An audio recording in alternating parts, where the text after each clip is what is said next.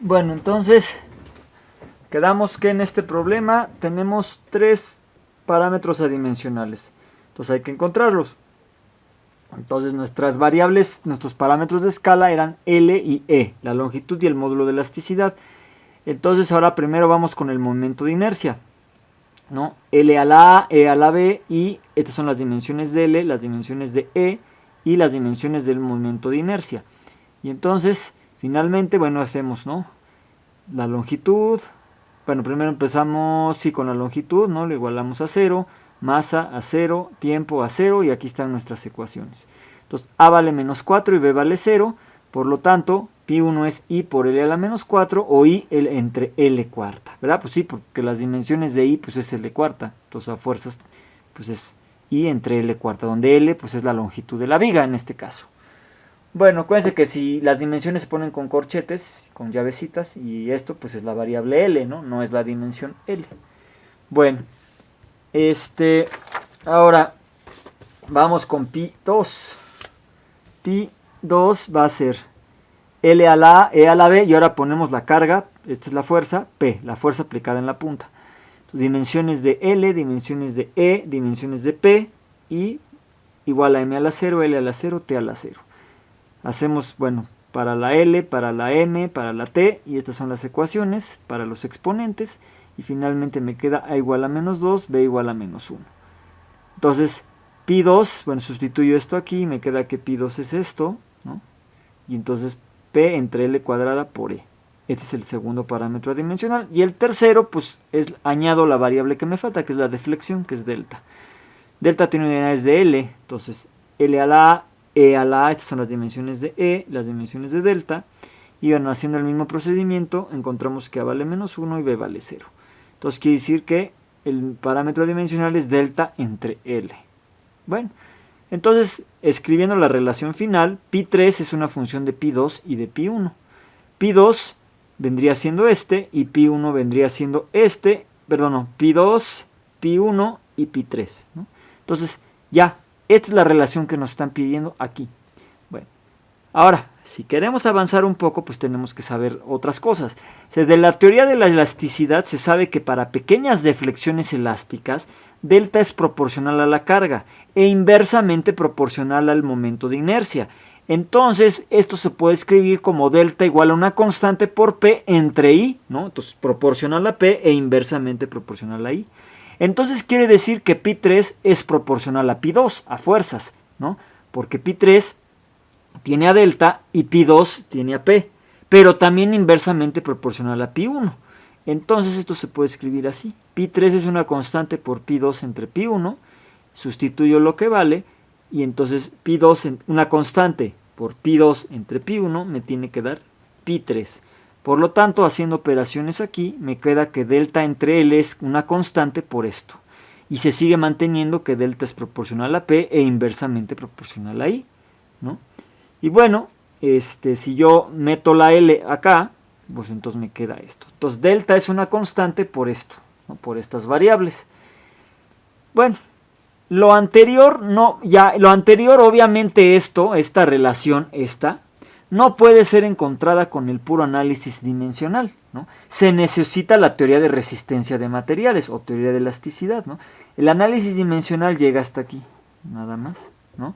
Pero bueno, con la teoría de resistencia de materiales podemos encontrar esto, y además se puede encontrar con esa teoría que la constante es un tercio, ¿de acuerdo? Bueno, ya si ya vieron mecánica de sólidos, bueno, pues ya vieron algo de esto, ¿no?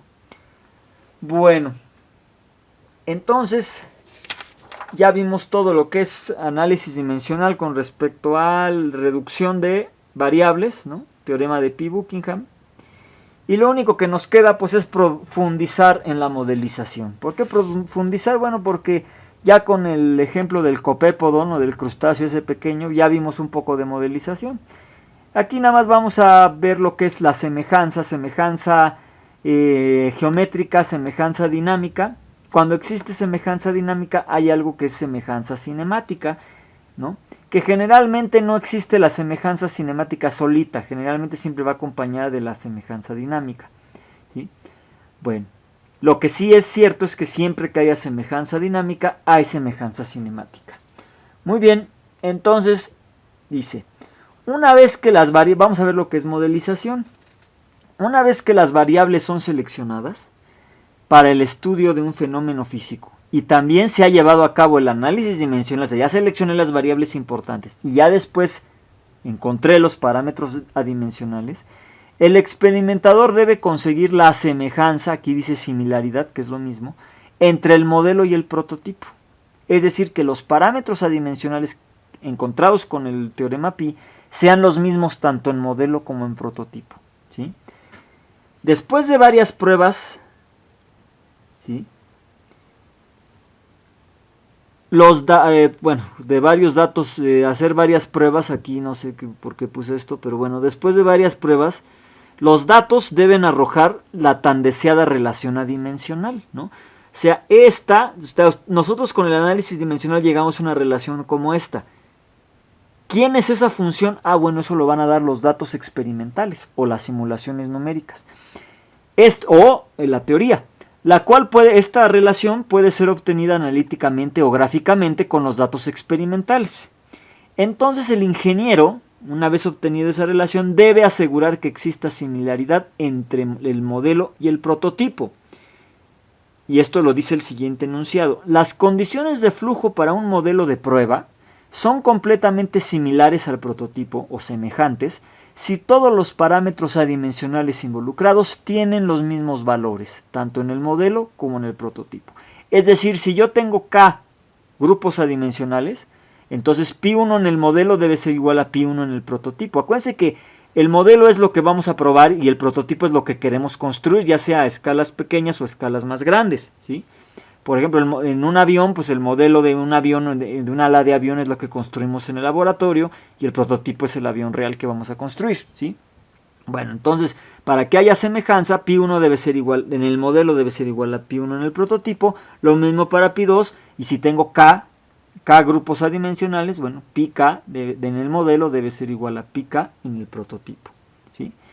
Bueno, la similaridad es comúnmente llamada semejanza. En la teoría de modelos existen tres tipos más importantes. Bueno, hay varias semejanzas, pero las más importantes son tres, ¿sí?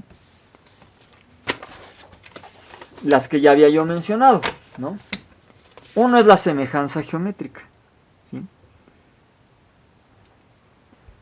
Entonces, un modelo y un prototipo son similarmente geométricos si y solo si todas las dimensiones del cuerpo del modelo y prototipo en las tres coordenadas x, y, z guardan la misma relación de escala, es decir, son proporcionales, ¿sí?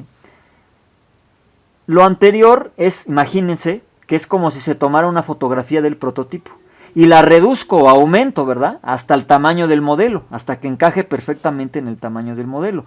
Si el modelo se hace en una escala de 1 a 10 del prototipo, entonces el largo, el ancho y la altura del modelo deben tener también la misma escala, ¿sí? O sea, el ancho, el largo y la altura deben de ser 10 veces más chicos o 10 veces más grandes que el ancho, el largo y la altura del prototipo.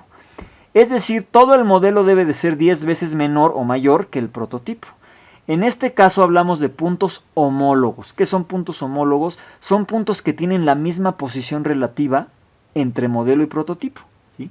Sin embargo, para los ángulos debe de considerarse lo siguiente, ¿sí? Todos los ángulos deben preservarse durante la semejanza geométrica, no puedo modificar los ángulos, así como también todas las direcciones del flujo y la orientación del modelo y prototipo en relación con sus alrededores, o sea, no puedo cambiarlos de dirección, debo de ponerlos en las mismas coordenadas, ¿verdad? ¿No? Deben preservarse, ¿no? Bueno, vamos a ver aquí con una figura que me refiero con semejanza geométrica. Entonces imagínense que este es un ala de avión, un perfil aerodinámico, este es el prototipo, este es el modelo. Fíjense que esta esquinita de aquí es un punto homólogo a esta esquinita de acá. Son puntos homólogos porque tienen la misma posición relativa. Esta esquinita con esta esquinita, ¿sí? Entonces, si el prototipo mide 40 metros, imagínense que está en una escala de 1 a 10, es decir, 1 metro en el prototipo son 10 metros en el... 1 metro en el modelo es 10 metros en el prototipo. Entonces, si el prototipo va a medir 40 metros de largo, que esta es la que le llaman envergadura, de aquí para acá es la envergadura, pues entonces el modelo debe de medir 4 metros. Si esta distancia es 1 metro, pues esta distancia es 0.1 metros. Si la cuerda, este es el largo de la cuerda, le llaman cuerda, del prototipo es 8 metros, pues del modelo es 0.8. Y obsérvense que esta línea y aquí viene la velocidad del flujo, velocidad del prototipo, velocidad del modelo. Y la línea de la velocidad, esta, donde está la cuerda, y esta línea son 10 grados, pues también se debe de preservar los 10 grados en el modelo, ¿sí? Bueno, ahora vamos a hablar de semejanza cinemática.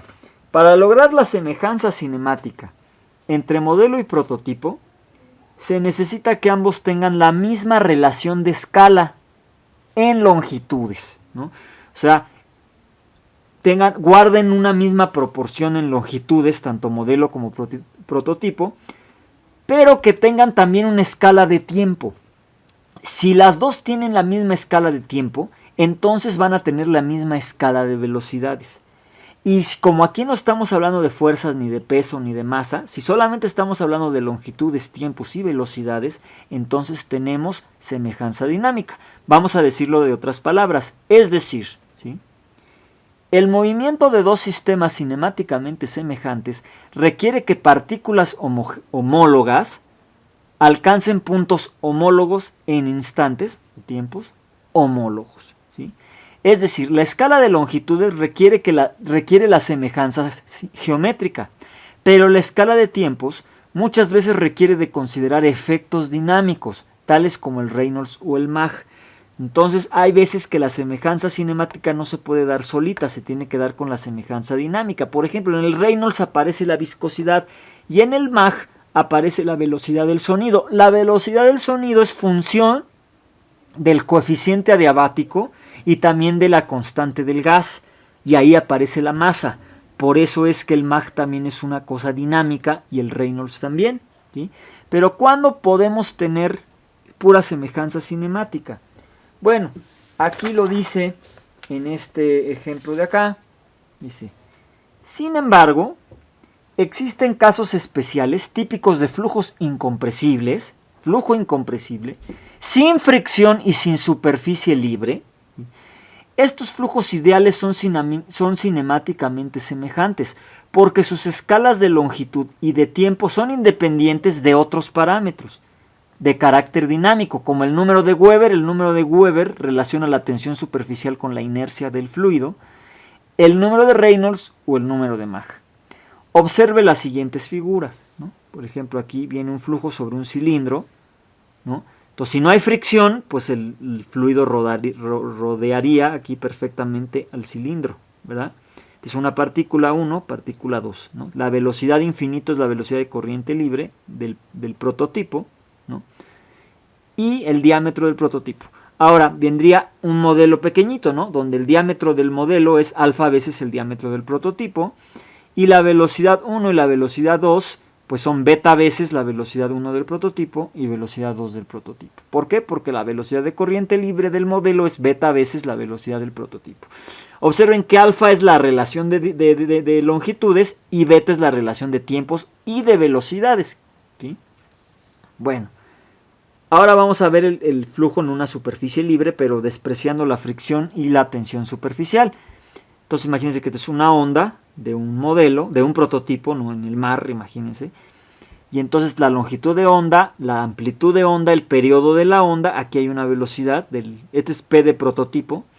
Esta es la velocidad de una partícula de fluido que ande por aquí, y esta es la velocidad de la onda, ¿sí?, la C. Bueno, si yo lo voy a hacer a escala, pues aquí un modelo, una longitud más chiquita, una amplitud más chiquita, un periodo, ¿no?, y un que no sabemos qué escala tiene, la velocidad de una partícula de fluido en el modelo, y esta es la velocidad de la onda del modelo. Es decir, en el laboratorio yo generé unas ondas, ¿verdad?, que no necesariamente son iguales que estas, pero lo que quiero es que haya semejanza cinemática. Entonces aquí lo dice, miren, la longitud de onda del modelo es alfa veces la longitud del prototipo.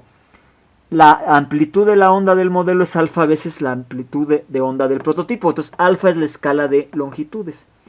Pero las velocidades, ¿no?, la velocidad de la onda es raíz de alfa por Cp y Tm es raíz de alfa por Tp. Es decir, que la escala de tiempos y de longitud y de velocidades son iguales, tienen una relación con las del tiempo, con las de longitud, perdón, pero son diferentes. Son independientes, pero las escalas de tiempo están relacionadas con las de longitud y además las de tiempo son iguales a las de la velocidad. ¿Por qué digo que la escala? Porque si ustedes despejan raíz de alfa, les va a quedar que Tm entre Tp es una relación de escala, es raíz de alfa. Lo mismo para la velocidad y para las longitudes la relación es alfa. Alfa es la relación entre la longitud de onda del modelo entre la longitud de onda del prototipo. ¿Sí? Bueno, ¿esto cómo se logra? Bueno, pues teniendo dos parámetros adimensionales importantes, dice. Cuando existe un flujo sin fricción, bueno, un parámetro adimensional importante. Cuando existe flujo sin fricción y sin superficie libre, se dice que modelo y prototipo tienen semejanza,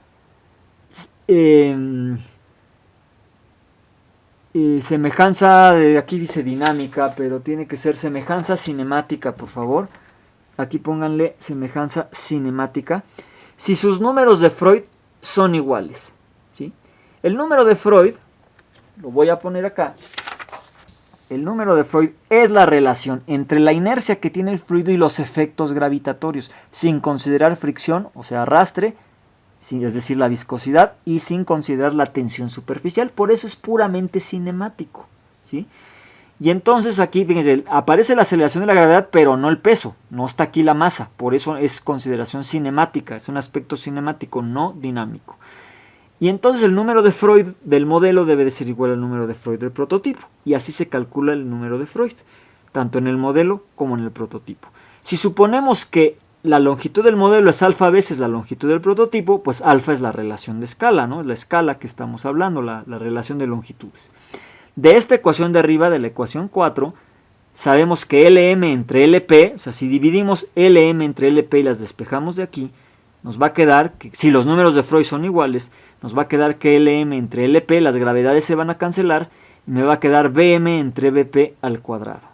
Entonces esto quiere decir que la relación de velocidades es raíz de alfa. Ojo, observen que alfa es la relación de longitudes y raíz de alfa es la relación de velocidades. Bueno, para que haya semejanza cinemática, esta relación de velocidades debe ser igual a la relación de tiempos. Entonces el tiempo m entre el periodo en el modelo entre el periodo en el prototipo, pues acuérdense que la velocidad es longitud sobre tiempo. Entonces si despejamos el tiempo en el modelo y en el prototipo, nos queda así, ¿de acuerdo? Y entonces, bueno, hacemos las operaciones algebraicas y nos da que Tm entre Tp es raíz de alfa. Entonces aquí dice, por lo tanto, la relación de escala de tiempos es la misma que la relación de escala de velocidades, por lo tanto hay semejanza cinemática, ¿sí? Entonces, bueno, ¿sí? Todavía no lo he escaneado, pero déjenme ver si me acuerdo corregir esto aquí de ser cinemática, ¿sí? Bueno, entonces, ¿sí? La tercera semejanza que nos falta es la semejanza dinámica. Miren, las semejanzas más importantes son la geométrica y la dinámica. Cuando hay semejanza dinámica, automáticamente hay semejanza cinemática. A veces, como en el caso anterior, puede haber semejanza cinemática sin que haya semejanza dinámica.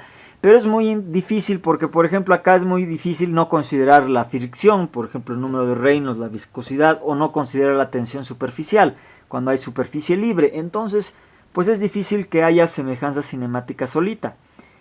Entonces, la semejanza dinámica existe cuando modelo y prototipo tienen la misma escala de longitudes y la misma escala de tiempos y la misma escala de fuerzas o de masas, ¿no? Por lo tanto, la semejanza dinámica existe simultáneamente con la semejanza cinemática si los coeficientes de fuerza y de presión son iguales. Es decir, todas las fuerzas que actúan de resistencia, las fuerzas de fricción, etcétera, y las fuerzas de presión son iguales. Es decir, ¿no? Y aquí vamos a poner dos casos, cuando tenemos flujo compresible y flujo incompresible, ¿sí? Bueno, ya se me va a acabar el tiempo. Pero bueno, rápidamente, para flujo compresible, modelo y prototipo deben de tener los mismos números de Reynolds y de Mach y la misma relación de calores específicos, ¿no? Es decir, la Cp entre Cv, que es el coeficiente adiabático, ¿no? Entonces, cuando es flujo compresible, deben de cumplirse esas tres, esos tres parámetros deben ser igual en modelo y prototipo.